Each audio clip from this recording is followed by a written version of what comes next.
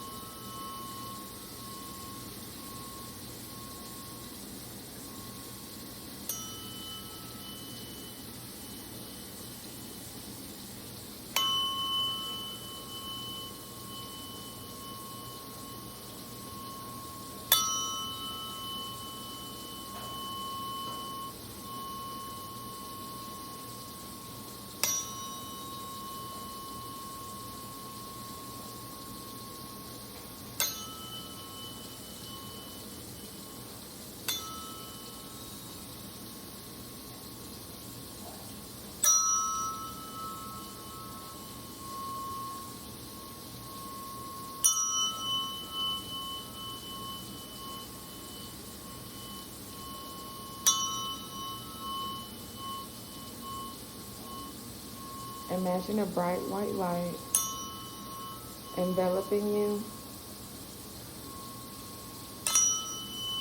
surrounding you,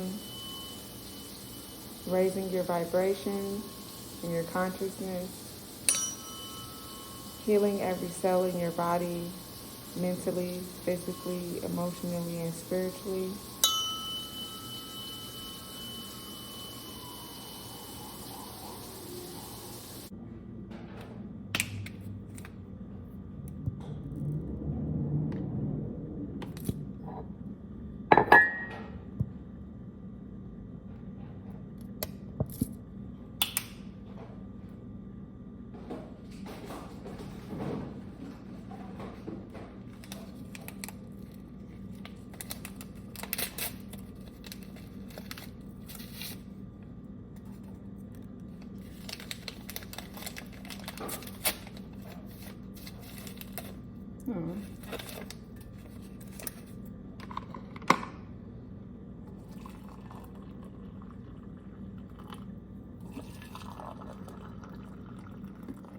Imhotep, welcome back to my channel. My name is Sita Moon Ra'at, and this is Sita's World.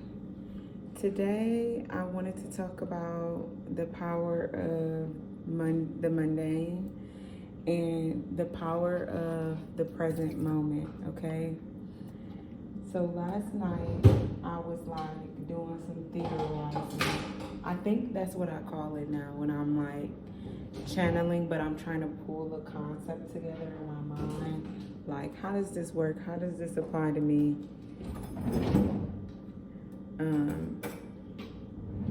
So yeah, I was theorizing last night, and I happened to watch Everything Everywhere All at Once, and I tried to watch that movie so many times, and I don't know why, but I just couldn't get into it, like the first few minutes of it and stuff. But this time, it was like the exact right time of when I was supposed to be watching this, you know, because I was able to grasp everything.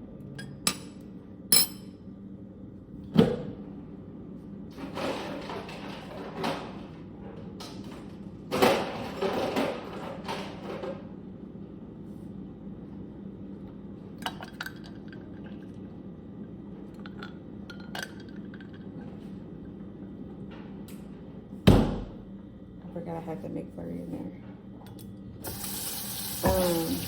Okay, so where do I want to start at? I want to start at right now. Okay, right now, this moment is more important than any other moment in your life. And that is true at every second and every moment of the day. Right now, there's nothing more important than what I'm doing right now. Does that make sense? As far as enjoying your life and manifesting for the future, the most power that you have is in your So I talked about this days before about the distractions that they put in place so that we can be more disconnected from the mind, body, and spirit. So I was trying to figure out, like, okay, well, it wasn't that I was trying to figure it out. I was figuring it out as I was watching the movie. And it was like, oh my God. That's why I cannot be in the present moment a lot of times. That's why I can't, that's why I've been having trouble manifesting, because my emotions have been on other timelines, if that makes sense, in other realities. Okay, this is how it goes. It goes mind, body, spirit. That's the cycle, and it repeats itself. So each section supports the other one, but also if one section is misaligned, then all of the sections will be misaligned, okay?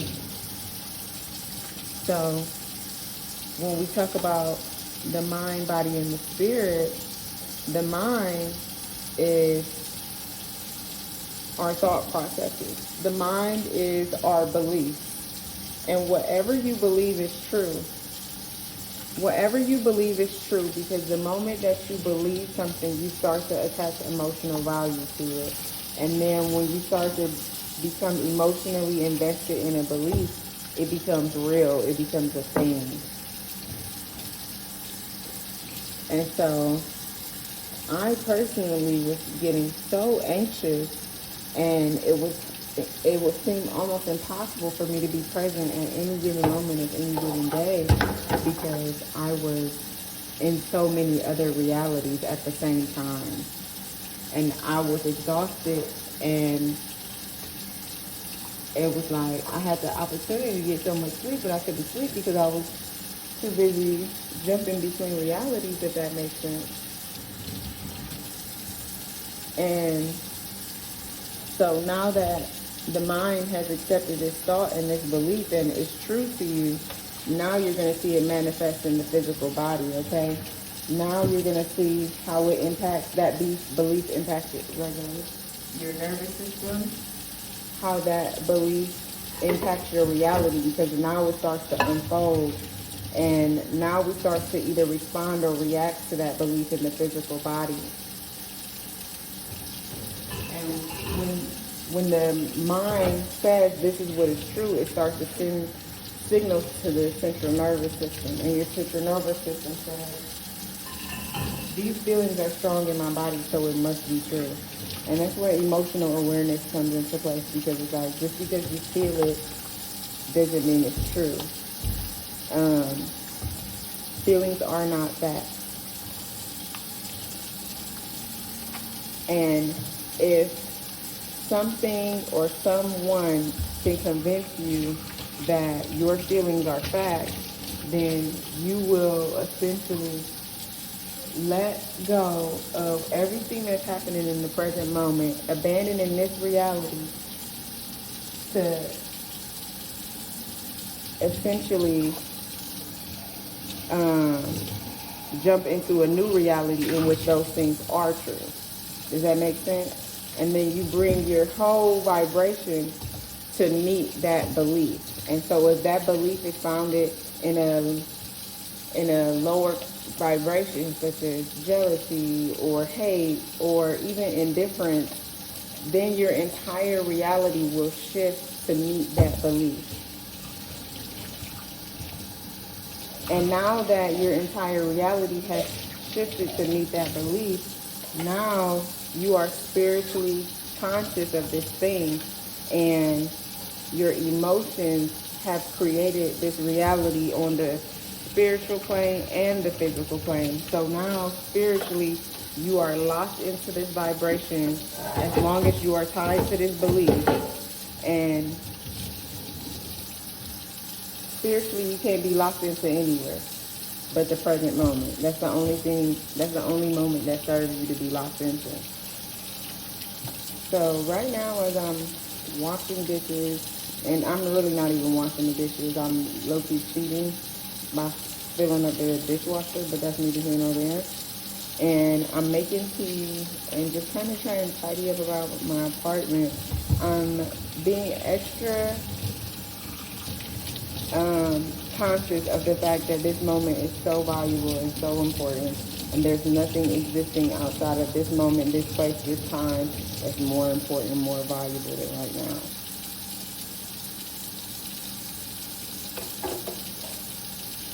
I feel like that's really all I wanted to say today. As far as angel numbers, today our channel angel number is 711. Okay, 711. 7 is a number of divinity. Okay, it's a number of spirituality. 11 is a number of manifestation.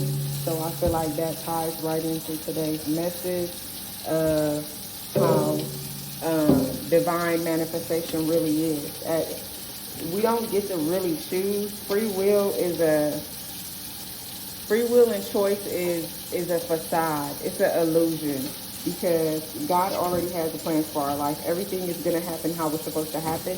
It's just so many paths and timelines and choices of how we can get there. But illusion, choice is really just an illusion, because you don't really have it. You don't have a choice in the outcome, is what I'm saying. I hope that makes sense. You don't have a choice in the outcome of what manifests. You just have a choice in how you get to that manifestation.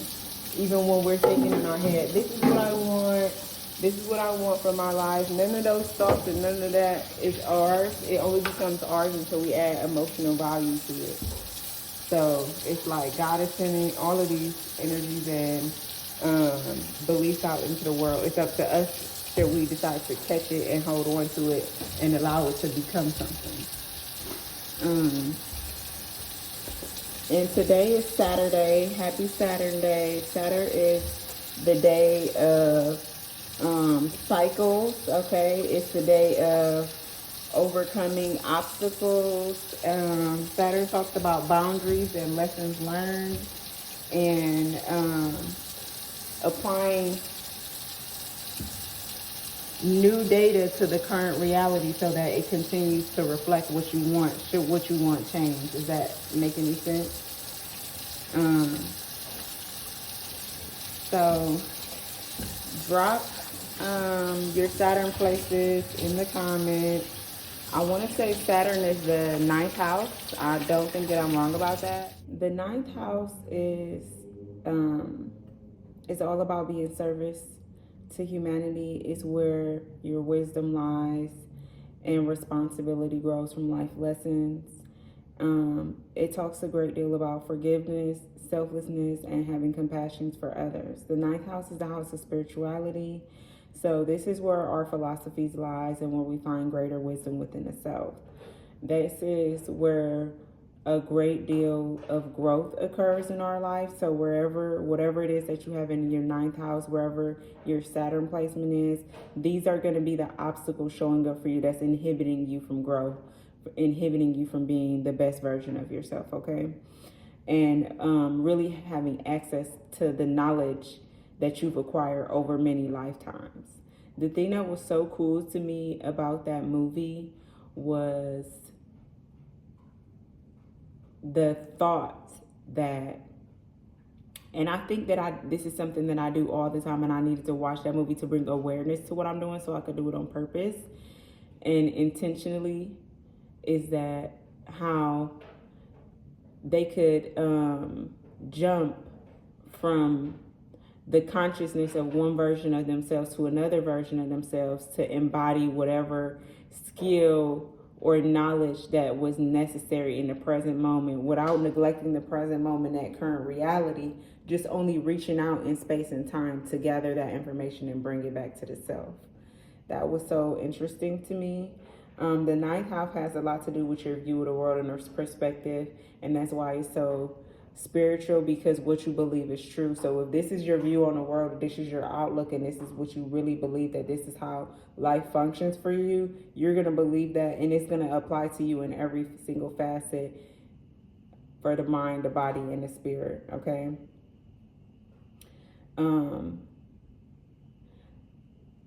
the ninth house has to do a lot about laws, so that really pertains to like the laws placed on us by society and the laws that we choose to abide by. Like, say, there are laws placed in society. Not everybody abides to every law, but then there's laws that we have for ourselves that we govern who we are and how we keep our morals and values intact.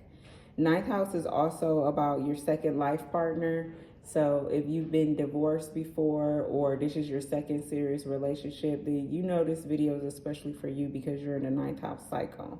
And the ninth house is really big on travel, because travel is what expands the mind. When you are able to take part in other cultures, other perspectives, other points of view, other realities that are totally different than the one you lived in, it expands your mind in a way that your belief becomes expansive, in alignment with the highest version of yourself. Okay. When we're in nine energy, it's important for us to be versatile, and I think that's kind of what it means to like call up on the past versions of yourself, even from your ancestors, to be like, this is the skill that I need right now, and I know that I've acquired at some point. Let me use that. Okay. Nine energy is really about being an old soul, okay? And so to me, that really fits the message for today. Nine energy is really creative in a sense that it's in collaboration with the universe and with God. And it's a very helpful energy. It's an energy that says, I want to help myself and I want to help others. And nine energy in tarot is related to the Hermit. So that has a lot to do with introspection, taking time to go within, to find answers within yourself, and really all about reflection. Nine energy, Hermit energy, is saying right now it's important to take the time to meditate and to have solitude and to see what you are feeling outside of your environment or anybody else that may, what is the word? Influence it. And then as far as the shadow in nine energy, it's a lot of codependent energy, okay? So during this time, that means that we're moving away from cycles of like having to rely on people outside of ourselves, energies outside of ourselves to feel safe.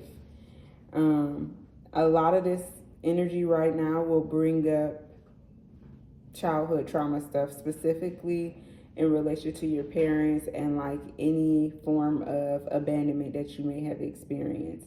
So as we're doing these mundane tasks, like just cleaning, doing dishes, whatever, that's the time when that stuff starts coming up, and that's really why we avoid it. That's really why we procrastinate. And I was talking about that the other day in one of my lives, of how like the spirit of procrastination is an entity on its own, okay? And so when that entity is in line with whatever vibration that we choose at the moment, it's super easy to just like lose yourself in that. And the spirit of procrastination is really just delay. It's the delays that we from the beliefs that we have. So it could be fear, it could be doubt, it could be comparison, it could be a lot of things, but ultimately it just comes down to not really being present in the moment.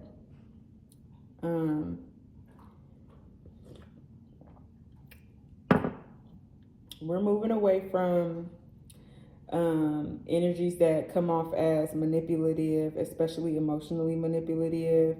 We're moving away from imbalances within ourselves that cause us to be more like selfish or lack compassion. And right now we're just in an energy of like letting things go. Nine energy is all about closing out cycles, okay? And if you're part of my collective, I get it. I understand how exhausting this is. But God is not going to take you anywhere that you cannot come back from. You know what I'm saying? Sometimes we have to go into a dark place to reflect on the darkness within ourselves so that we can rise again. Like, that's just pretty much what the 9 energy is closing out a cycle but starting again. Like every end contributes to the new beginning. So how you choose to end a cycle, it could be in a bitter vibration or it could be in a vibration of gratitude, but ultimately that is gonna fuel the new cycle that you start. Ninth house energy is all about your boundaries for yourself and others. Okay, so today it's important to take some time to meditate on your capacity and what it is that you agree to or have aligned with that is not for your highest good, and being honest with yourself. That's all it takes. If you could be honest with yourself, then you can have a realization, reflect upon that realization, and then it will lead you right back to this present moment, right back to loving yourself, okay?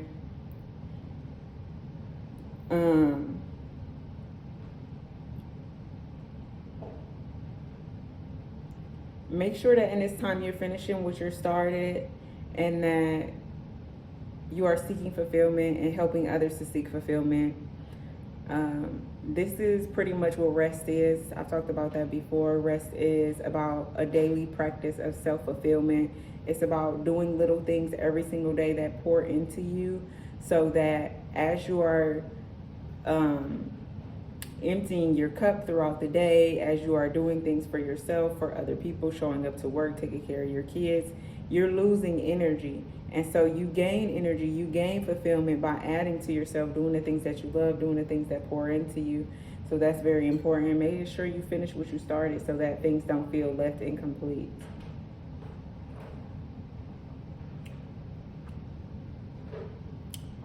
Yeah, what I wanted to go back to and say about the spirit of procrastination is that the spirit of procrastination delays you. It warps your mind to make you think that you have more time than you do, okay? The spirit of procrastination, they trying me right now, y'all.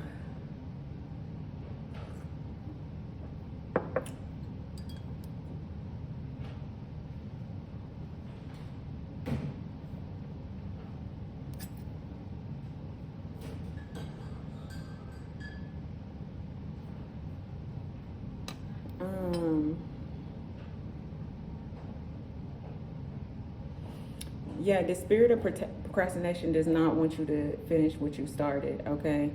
The spirit of procrastination is saying, it's like if you was a rock on the edge of a cliff and you started to roll, the spirit of procrastination is that push to be like, yeah, you can't do this. Whatever it is that you're trying to do and you think you could do, just forget about it, okay? Overall, like I said, 9 is completion. It's all about letting your emotions visit you instead of holding on to them. Sometimes I'll say that like in a meditation, like whatever thoughts come up to you, allow them to visit you and float away like a cloud, okay? And that's because thoughts are not always ours to keep. Sometimes they're there to notice and then to let them go. It's not so that we could attach an emotional feeling to that and then allow them to become true. It's like at every moment, have discernment with your own thoughts and be like, yeah, no, that's not true, and then let it go, you know? And the way that you know this is not true is like that thing where it helps you to stop being less anxious. It's like you look at your current reality and you like name 5 things you can see, 3 things that you can hear, 2 things that you can feel, and so on and so forth. And it brings you back into the present moment of what's actually happening and not what you think is happening. Not what you want to believe is happening to create some type of comfort or safety within your body. A lot of times, it's our nervous system not being regulated, and it's also us needing to learn how to manage our emotions properly. so that they don't start to manipulate the energy of the present moment, if that makes sense. So I'm going to leave you with this one message today. Before we read a psalm, it says, release judgment and the need to control yourself and others. Learn to accept what is and let go of what is not. And I think that's very valuable for real.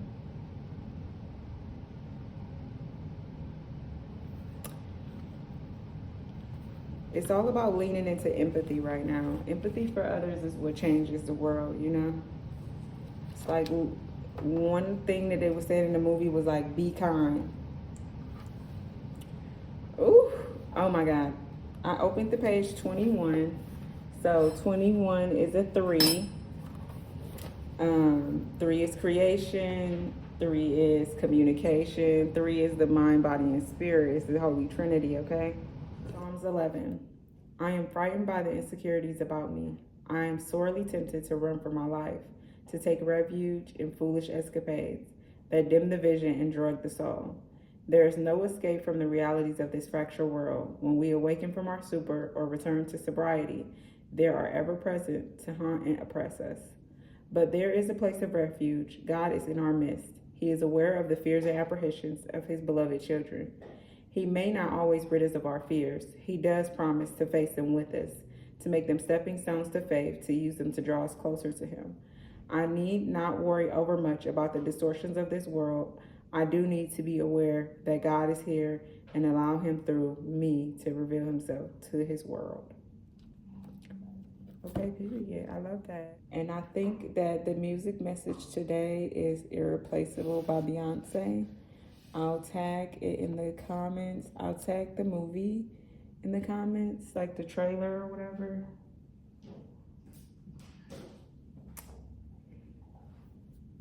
And I hope you guys have a great day.